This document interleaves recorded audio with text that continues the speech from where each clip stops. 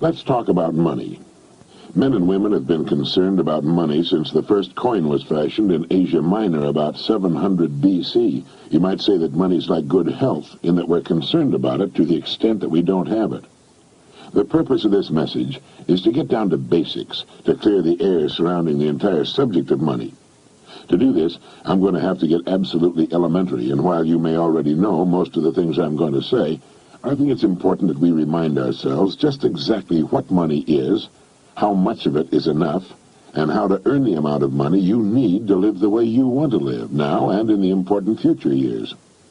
To begin, let's get rid of the old myth, once and for all, that money is bad or unimportant. It is not bad, and it is important, vitally important. It's just as important as the food and clothes it buys, the shelter it affords, the education it provides, and the doctor's bills it pays. Money is important to any person living in a civilized society. To argue and split hairs to the effect that it's not as important as other things is absurd. Nothing will take the place of money in the area in which money works. That's all there is to it. What is money? Money is the harvest of our production. Money is what we receive for our production and service as persons, and which we can then use to obtain the production and service of others. We can quite often accurately gauge the extent of our production and service by simply counting the amount of money we receive for it. You will still hear people say, money won't bring happiness. The earning and possession of money has brought a lot more happiness than has poverty. Money's a warm home and healthy children. It's birthday presents and a college education. It's a trip abroad and the means to help the older people and the less fortunate. We're not saying that piling up a lot of wealth is important. What we are saying is that money is important because it's the only reward which is completely negotiable and can be used by everyone. Look at it this way. A diamond is more valuable than a lump of coal, yet that's exactly what a diamond was at one time. And just as a lump of coal can be transformed into one of the world's most valuable objects, a human being can vastly increase his own value to the world. Try to remember this formula. The amount of money we receive will always be in direct ratio to the demand for what we do, our ability to do it, and the difficulty of replacing us. A highly skilled human being is worth more money in our economy than a person who is not highly skilled and who can be easily replaced. This is not to say that one person is any better than any other person.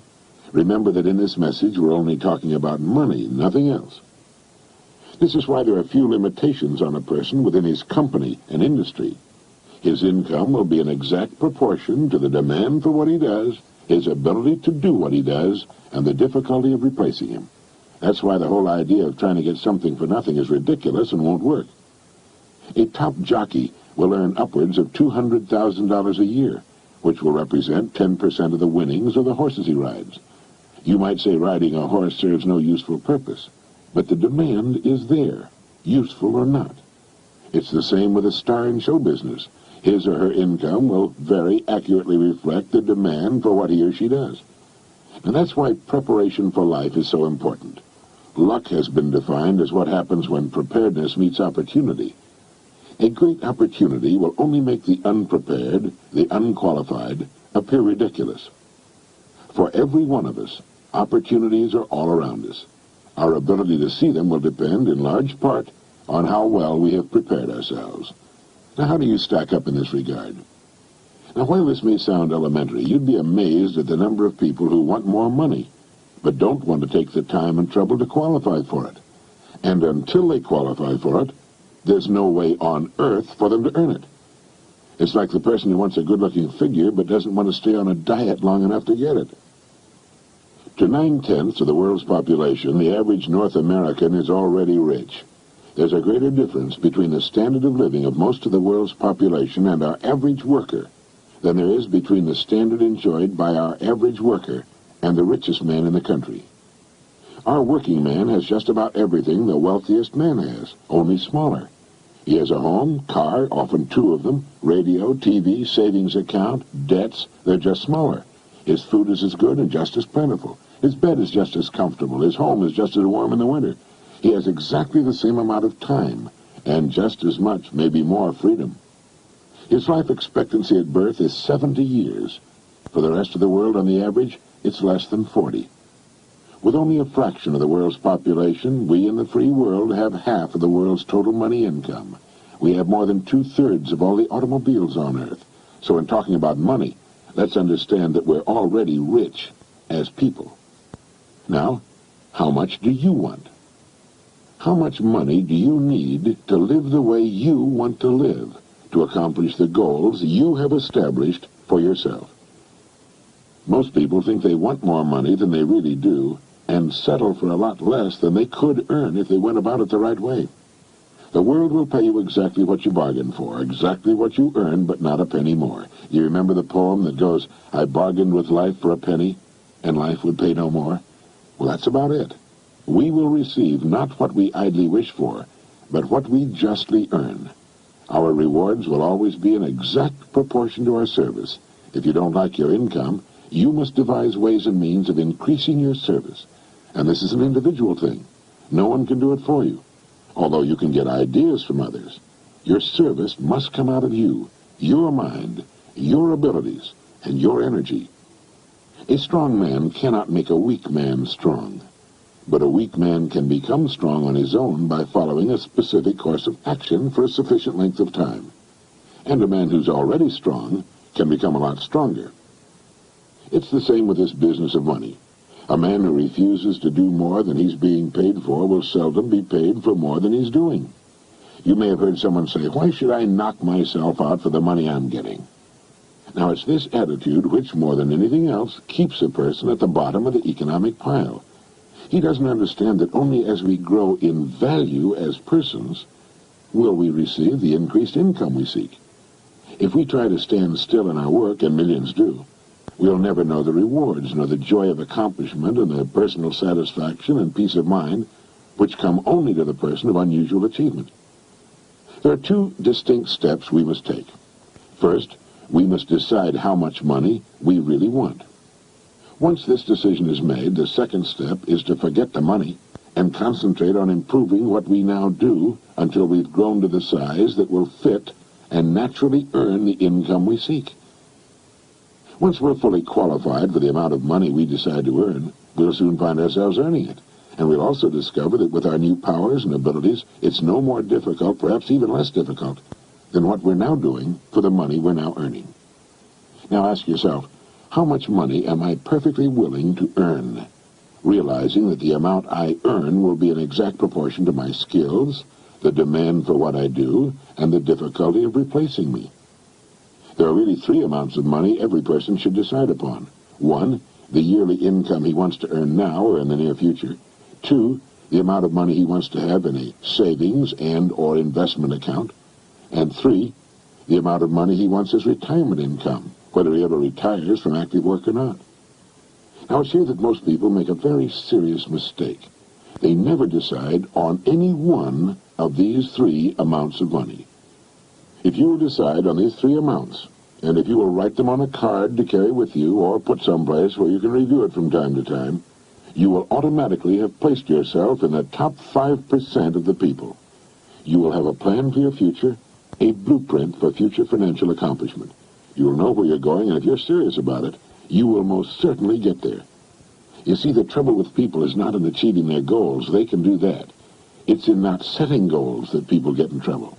They leave it to chance and find out sooner or later, and to their sorrow, that chance doesn't work, that they've missed the boat. It's estimated that only 5% decide on the money they'll earn, and then grow as persons into the size of the incomes they seek. They thus take their lives, their fortunes, and their futures into their own hands as they should, and accomplish their goals right on schedule all the years of their lives. You can do the same thing, and you can do it starting right now. There are two kinds of people where money's concerned. There are the majority who cut back on their wants to fit their incomes, and there are those free spirits in the minority who make their incomes fit their wants. Now, which is best for you? You must decide.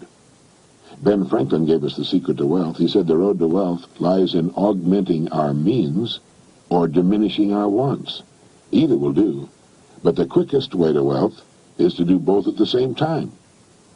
Now, when you write down the yearly income you mean to earn, you no doubt know whether or not it's average for the work you're in or above average.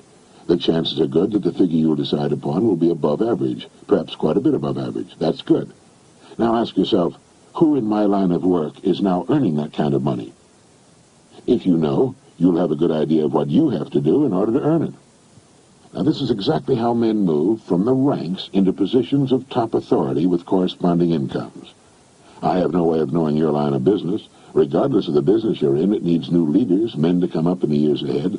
Everything is expanding, getting larger, and with the increase in size and scope, the most desperate need is for the dedicated, able person who can learn to lead the field, and to lead others as well. Some of the top executives in the nation today were once accountants, shipping clerks, struggling lawyers, service station attendants, salesmen far out in remote territories, sales clerks, mailroom boys, mechanics.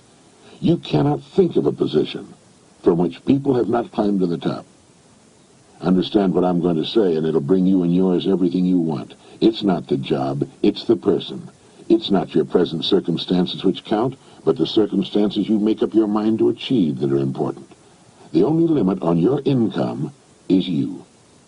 And the income you decide upon can be achieved within the framework of your present work, industry, or profession, where you already have a start and a place.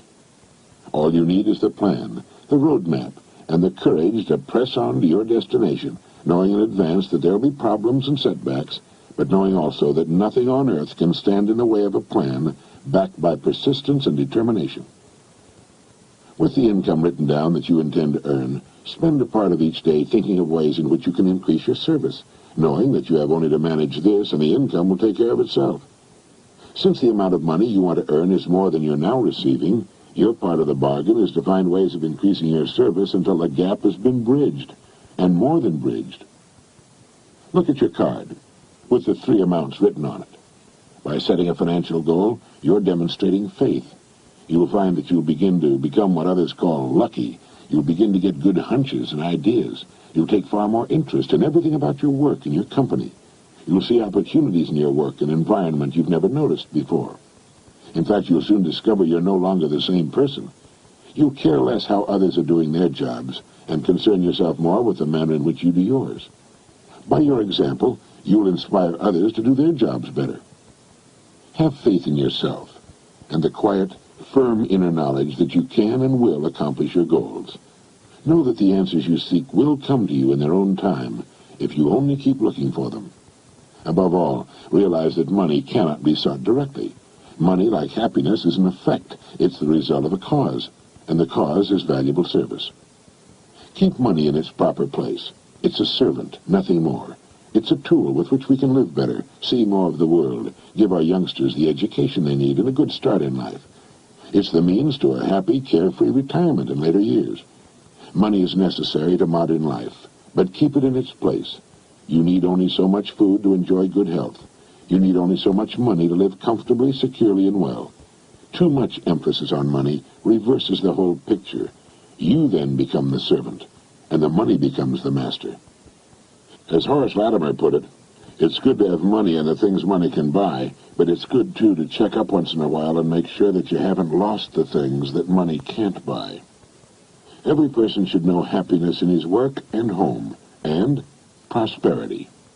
These things can and should be yours. Now, play this message as often as you can during the next week. Fix your plans firmly in your mind, and relax. Keep cool and calm. Be as serene as you possibly can be. You have nothing to worry about. Right now, you may have no idea at all how the additional income you seek is going to come to you, nor how you're going to save the amount you want in a savings account, or how you can possibly arrange for the retirement income you've decided upon. That isn't important. Remember that the only really important thing is that you know what you want. If you do, you must become what you think about. Be realistic about your financial goals, for as you reach them, you can then set higher goals. Trying to jump too far too soon can often result in confusion, tenseness, and worry. Take your growth in sensible, logical steps, remembering that the big thing is that you know what you want, and that you realize your rewards will match your service. That is, that you must devise ways and means of actually becoming the person who is worth the amount of money you have established for yourself. A person may be worth more than he's getting for a while, but the two will match up. They have to. In fact, unless a person is worth more than he's now receiving, he cannot move ahead. He's receiving all he's worth. It all gets back to the great law that controls everything in the universe, cause and effect. The cause must precede the effect, or the effect cannot occur. This is why people who try to get something for nothing are only fooling themselves and earning the disillusionment and frustration they must one day reap. You can have what you want. You need only make up your mind.